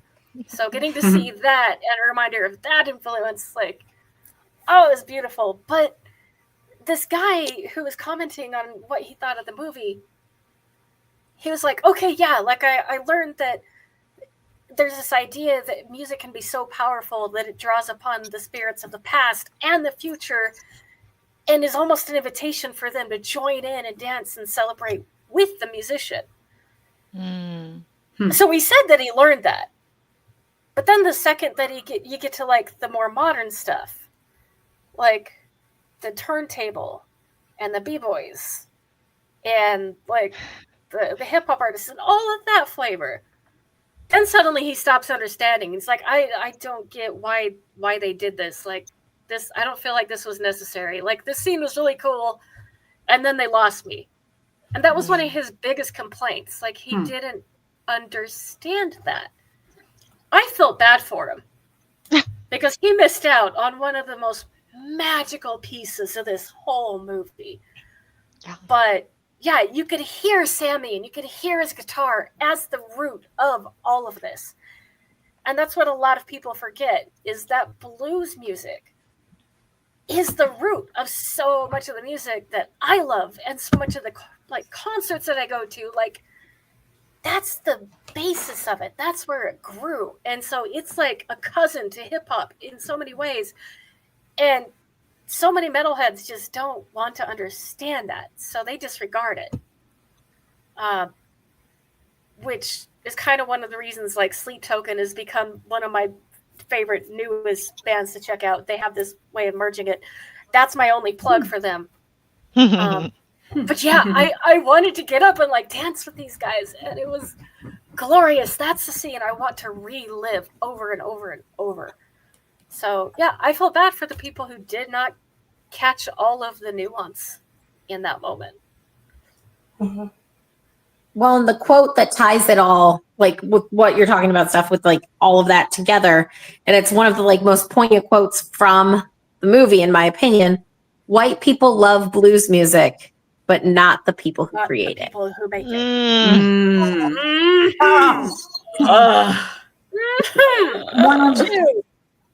One of the bands that I love that is a little bit like blues and like some of those like religious undertones and like some of those just like melding of styles, right? Like music, it's music and food are the ways that we cross culture. And there's a group called Poor Man's Poison. And if you had to ask me what their genre is, I don't know that I would be able to define it. But it's got blues influence. It's got Celtic influence. It's got like I feel like it's just so much, right? And that music speaks to the human condition. It's not just, whatever. But I don't even know where I was going with that. But it's music speaks to the human condition. People who are able to create music, that might be one of the most defining characteristics of being human. because we use music to tell the stories. It's not just written. And the way that the Irish culture, because that is also my background, the way that the Irish culture treats music as like the ultimate form of storytelling. And I mean, Holly knows this, and Heather knows this, and Vanessa, I think, knows this a little bit too. I'm a poet. Like, that is my bread and butter, right? And it's the lyrics of the song that I always get. It's the lyrics that, like, I feel most deeply, because that's the poetry. That's where I get to hear that same bit. So, like, lyrical songs like Simon and Garfunkel, you know, like, there's so many musical poems that are there, but the Irish culture treats music at like being of God or next to God, right? And so for Rimmick to be a vampire from an Irish or Celtic culture, and to have this music be the thing that's the bridge between the veils and between our land and the ancestral realm, is an impeccable plot device to use. Like, and it goes back to what we were talking about at the beginning. The music is a character in this, and it's yes, how Sammy makes the music, and yes, it's the freedom of everyone getting to dance in the same scene, future, past, present, all of that melding together. But it's also that music is a character of itself, and it doesn't talk the same way, but it sets the scene. It, like, that movie would be a completely different movie if it wasn't for the music, if it wasn't for the score, if it wasn't for the way that, like, the music is, in Sammy's dad's opinion, the devil that you know. And that is more scary, or like, that is what they choose. But Smoke and Stack choose the devil they know by coming back home, right? And like all of that, like with the snake, even like, and some of the jump scares. So it's not even just the music. It's the way that the lack of music sets the scene, sets the character, sets all of that for everybody.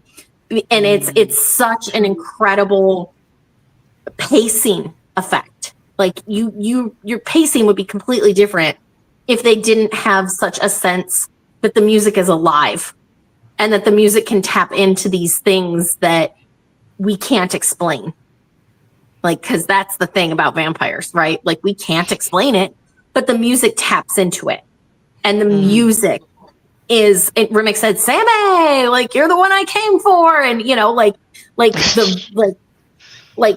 there's also something to being chosen by the people that are your family, because Sammy said, give me Sammy, or I'm sorry, Rimmick said, give me Sammy and you all live. But can you trust a vampire? No, you can't trust a vampire who wants to use this musical powerhouse for his own end. Like, yeah, he wants to see his people again, but is he really going to let Sammy just be Sammy and be a human and be his little, like, musician on call? No. Like, he's not going to make him his little musician on call without making him a vampire. So there is so much to the music being not just a character, but a setting, but being, you know, a plot device, being all of this stuff. Like, it's the music. It's about more than just the vampires. It's about the music that ties them together. And because of an Irish cultural background with how much the music is valued, I thought it was really, really well done. That it was, from Rimmick's point of view, that we now are seeing this, like, crossover between these two shared groups of oppressed people, and the music still being the hope that weaves through it. Because even though he's a vampire, he does have hope. Just because it's not our flavor doesn't mean it's not hope. So, True. And it doesn't, but- it doesn't just, there's a couple of other things too. I forgot to mention, and I apologize too. Like, chemo brain does this to me. But with that scene, or some of the other major scenes where you really notice the music, sometimes it's much more subtle. Like when he's going back to the church and Sammy hears the child's choir. And because that's all you hear. You don't hear the adults singing in the choir. You hear just the children. And it's calm and it's sweet. And it's so... There's not a whole lot of harmony. It's very much just like one tone. And you have to be reverent. But that's not the rest of the music that's outside. Like, if that's the only music that I'm allowed to listen to, yeah, I'm not going anywhere near your church. Like, give me the rest of the harmony. Give me all of the notes. Give me all of the instruments. Give me all of the life. And so that was very noticeable. But even then, the music doesn't stop being a character when you no longer see the other characters. We stayed and I listened to the credits and I was listening to the lyrics and I was like, you pay attention and it's also telling part of the story that you just saw. That was such a cool touch. I Shazammed it because I was like, what am I listening to? And there's like a song called Sinners.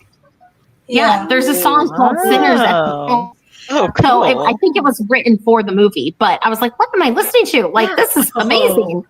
But the music ties it. And so to answer Vanessa's question from before, what is freedom? It's the music. The being able to create the music that expresses the grief, the hope, the sadness, the joy, any of the emotions. I think if I had to pinpoint it down, freedom is music.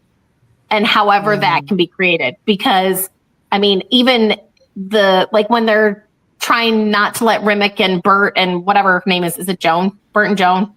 Joan. Like when they're trying not to let them in, they're saying there's plenty of white joints down the road. You guys go there. Like yeah, they gave them the heebie-jeebies, right? But because juke joints were designed as a black-centered space where they were free to be whatever they wanted to be, right? Wherever there was black freedom in these moments of juke joints. And so I would say that if I had to pinpoint it, it's freedom is music. Also, I love that. Also going along with that, earlier we were saying how the music, Sammy's abilities, has the power to bring the past and future and bring them all here. But also another power that music has is it's very healing. Music is a healer. And that's why there are things like music therapy.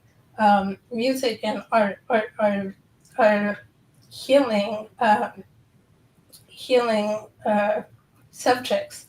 And we see this really well done there's another scene besides the great music scene where I didn't catch it the first time, but when I rewatched it, I was like, this is so powerful.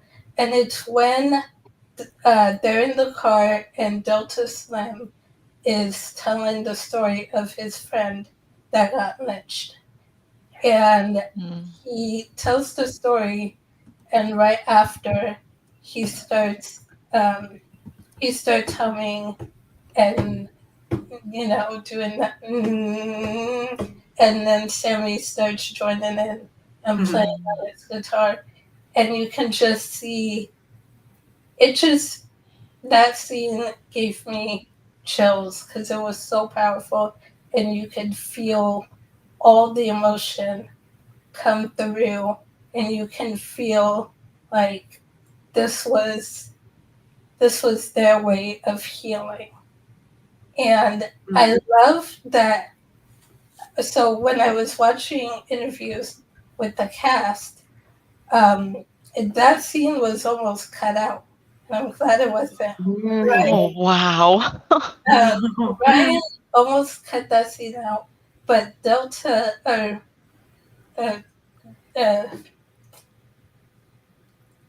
I'm trying to remember his actual name.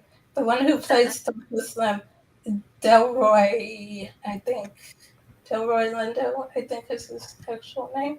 But he goes to Orion and tells him, like, you have to keep this scene in. And that scene was actually improv, Really? which is why it took Sammy's character a minute to know what to do, and to join in with playing the guitar, because that scene Delta Slim had done was improv, and so like he told Ryan, just like, that scene needs to be in. It tells such an important part of the story, and it needs to be in there. So I'm so glad that he didn't cut it, because it was probably one of my second actually favorite scene after the music. Yeah, and I was reading that, I don't know if it's been confirmed by Ryan Coogler, but they were saying that Sammy was kind of based off of a real person, Robert Johnson, who kind of who's kind of said to be the father of the blues, there's I guess a legend that he sold his soul to the devil in order to be able to play really well, or master the blues, I guess.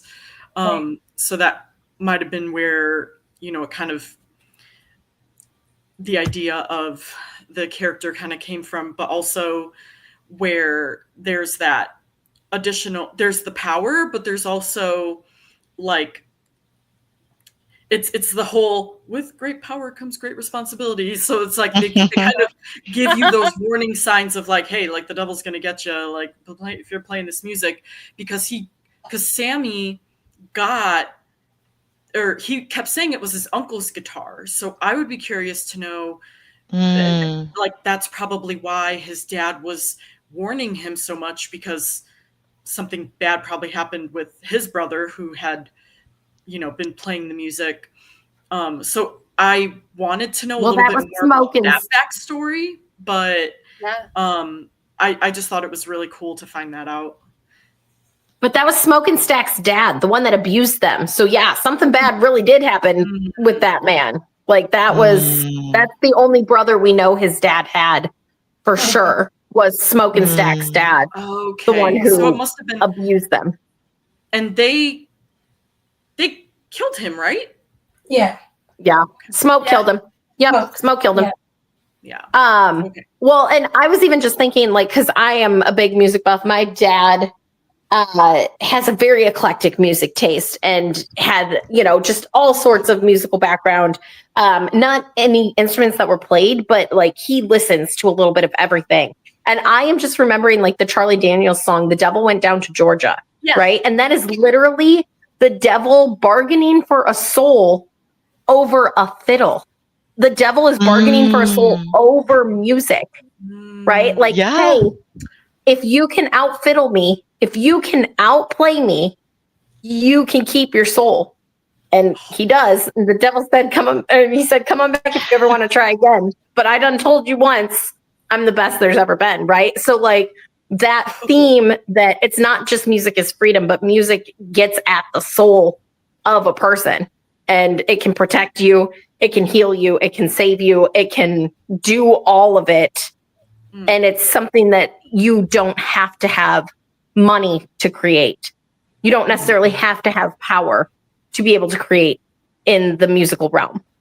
You don't have to be any particular skin color, regardless of what, society says, like if society says music is only for white people. Like it's just bullshit. That's a lie. That is not even real. But there is no entry like to music. And even like if people are trying to gatekeep from actual musical instruments, you know, people will bang on sticks on things as drums. People will, you know, whistle. Like even if you don't have a musical instrument, you'll whistle or sing or, you know. So it's music is freedom, but music is the creation too. Because there's and it's nothing also the risk. Right. It can be, you can be taken advantage of, which is what Sammy would have done if he'd gone with Remick. Remick would have been that kind of music manager that took like 60% of whatever earnings and wouldn't have let Remick own his catalog. He would have for years, because Remick would be a vampire and he could just, you know, he could do whatever he wanted forever. So yeah, he would have been able to take advantage of him. There are some genres that do deserve some gatekeeping, but it is that kind of culture appropriation, that takeover of a culture's music, claiming it as your own, and then not giving any kind of acknowledgement to the people who originally made it. So that I think is valid. That's one reason, like, I've been as careful as I can sometimes when I'm listening to artists like Kendrick, when I'm listening to artists like Tyler, the Creator. I'm learning about MF Doom now, and dude, Alicia, if you're into poetry, you got to check out this. He has this amazing way with words. It's so crazy. But yeah, there are a lot of people who would abuse that music, and there have been. I know Eminem is a bit controversial, but he's been declared like one of the few white people who has carefully paid his dues in order to be part of that genre, in order to do that style. But even then, he still has some boundaries that he cannot cross. But there have been some people lately that have just straight up abused it. And so, yeah, and that, again, there's a reason that it's being gatekept, because there is this history for 100 plus something years, 200 years, if you really dig down to like where a lot of this came from with a lot of the slavery. And 200, 300, geez, you can keep going.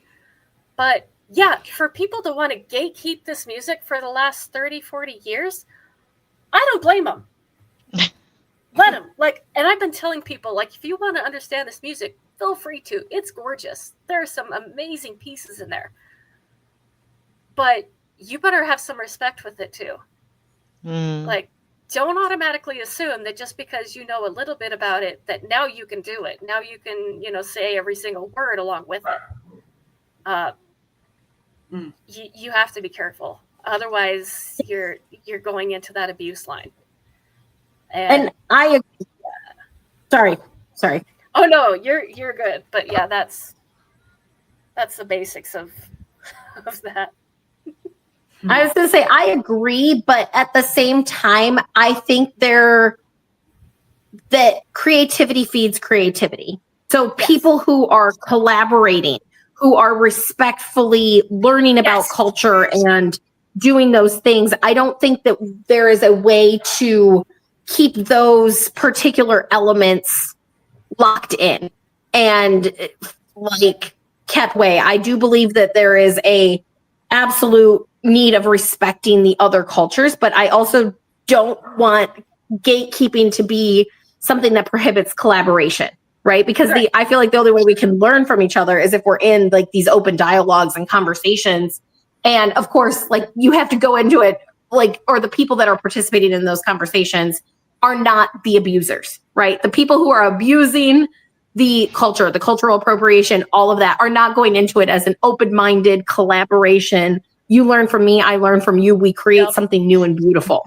And I think making that line somehow more defined would be an appropriate, and especially in something that comes from like around music and cultural appropriation and things like that. I don't know that I personally have any suggestions on how to do that, but I wouldn't want to see, especially because we have access to the internet, I wouldn't want to see that collaborative partnership learning style be diminished in favor of a ill-defined, perhaps, like protection of someone's particular culture, because I feel like there's too much to learn from each other, and I would love to see that. Yes, but I think to Steph's, your point is like it's something that is coming from a respectful base. It's something that like, and of course we can't hold abusers to our standard, because, well, we should, but like the fact that they're abusers in the first place, like we're not dealing with the same level of logic that we have, right? We're not dealing with the same level of concern that we have for our fellow human beings when we're dealing with someone who is intentionally culturally appropriating or who is intentionally being abusive or oppressive or those things. So it's that, like, how do you find the balance between respecting and keeping safe these cultural traditions that are not your own, but also still sharing the wisdom that either any side has learned from it. And, yes, and I for think sure. that's an ongoing battle for all of us. And like one of the respect has to, and the collaboration, that is, to me, is part of the gatekeeping, because like you have to, if you're going to collaborate with someone, like you got to know like a bit about them. You can't just like let them in and be like, oh wait, you're not, and then try to kick them out. No, then it gets really hard. But like a modern example of someone abusing this, like I don't know how much. Dude, Vanessa, how many times did I get someone to start rolling their eyes, like Bob, when I started to talk about Kendrick versus Drake? Like, oh my gosh! Like, this gave my house life when that was all going on. Like, but, yeah, there is like the biracial factor in it, but there is also that gatekeeping. Hey, this dude is trying to be part of this genre, but he keeps changing things up. He keeps taking other people's styles. He keeps bringing someone under his wings and then stealing what they were doing before they can publish it and be recognized for that. That's the problem. That's when it's abuse. Like, and we were joking around. We're like, that's the white side of the dude. Like when he started to file a lawsuit over the over the one song that I love, but I cannot remember the name of it right now. But yeah, when he filed a lawsuit over that, we're like, yeah, that's the white dude showing up because he lost. That's a very modern example of abusing that music. Do not be Drake, basically. Not be a vampire. What do they go? Yep. What do they call it? A culture vulture? Culture vulture. Yes. I haven't heard that term in a while. I like that. Oh yeah, culture he's embodying it so much. It's so. I know we've been going for over 2 hours now, so I'm gonna try and wrap it up real quick. And I apologize for the tangent, but it. No. Yeah, it does connect with the vampire with the music for sure. So I think it all connects. I think one thing I just wanted to touch on real quick before we wrap up was what Heather was saying earlier about Robert Johnson and that whole legend. So the story is, kind of loosely inspired by it, but it's not based on the legend because Sammy was already good before anything happened.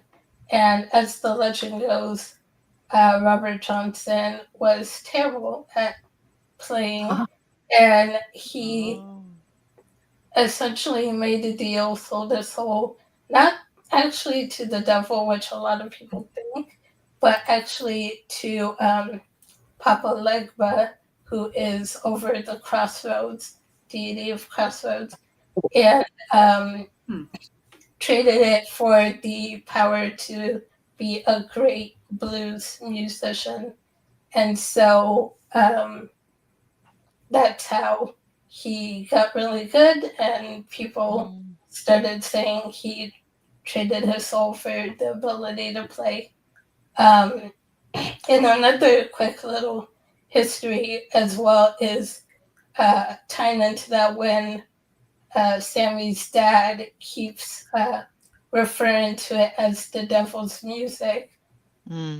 That was something I actually learned was like back during that time.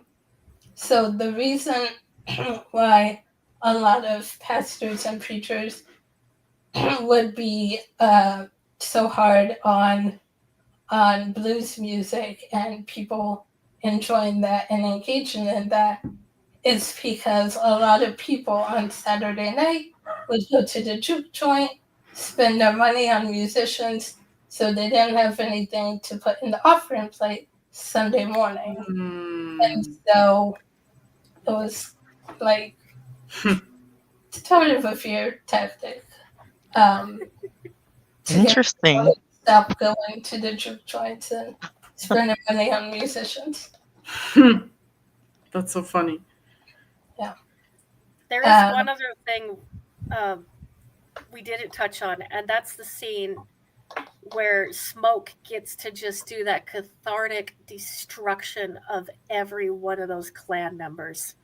Yes. And to me, it felt like I was watching a Tarantino scene. Like, it was insane. It was so satisfying. But that was epic. Yes. That was glorious.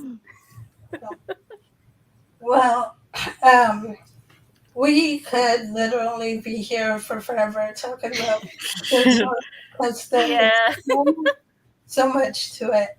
But I know some of us are getting hungry and need to eat dinner, so we'll wrap it up here. But any quick final thoughts you guys want to leave people with before we go?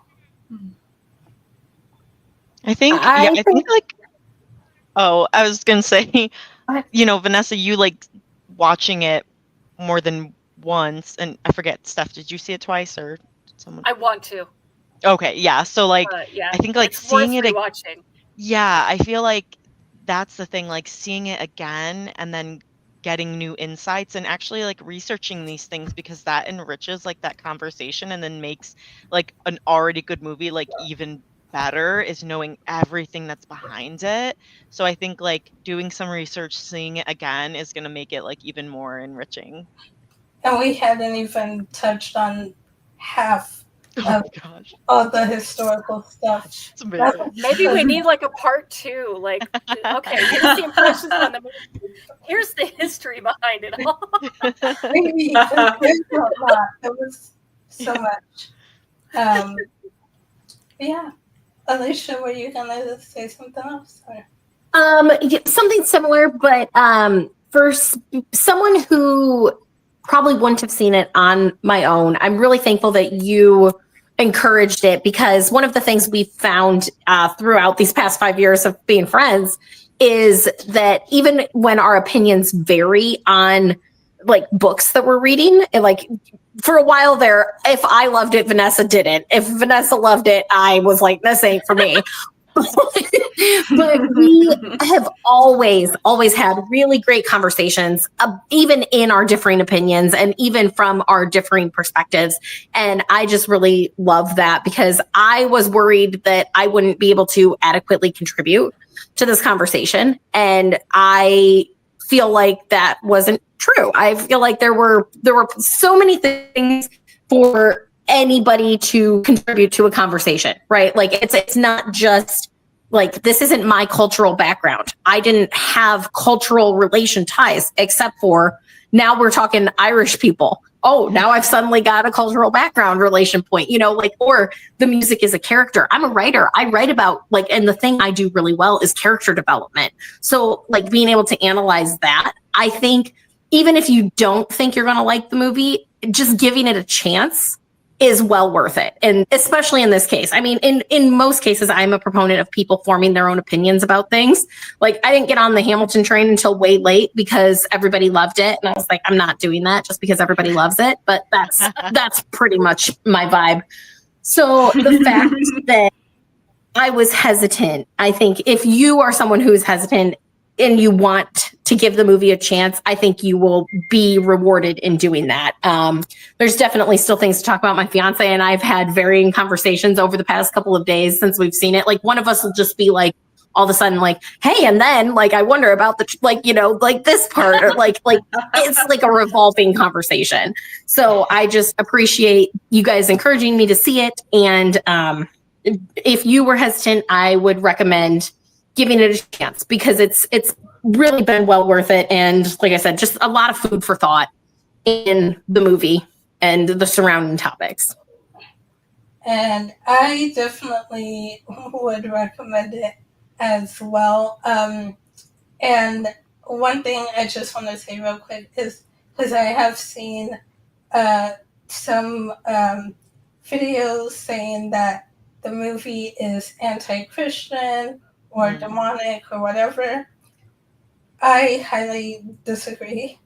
I don't think the movie takes a stance on, I don't think it's pro or anti religion or, you know, spirituality or whatever. I think it is what it is, and leaves it for the characters and the viewers to really decide, like, what's for them and what's not. And so I don't think it's anti-Christian at all. And as far as demonic, you know, people always say that when it involves stuff like hoodoo and African spirituality, but this is why education is needed, because there's nothing demonic about hoodoo or any other African spirituality. So definitely highly recommend it if you're on the fence. And I also have linked below, one, I've linked all of these ladies down below, so go follow them when you get a chance. And I've linked my playlist that I've been making of all the Sinners commentary and interviews, and every Sinner video that I come across online. And I think there are actually one or two videos in that playlist from Christians who reviewed and actually really liked this movie as well. So there's that. So yeah, that's pretty much all I have for us today. And I guess I will end it here. I will see you guys all next time. Bye. Bye. Bye. Bye. Bye.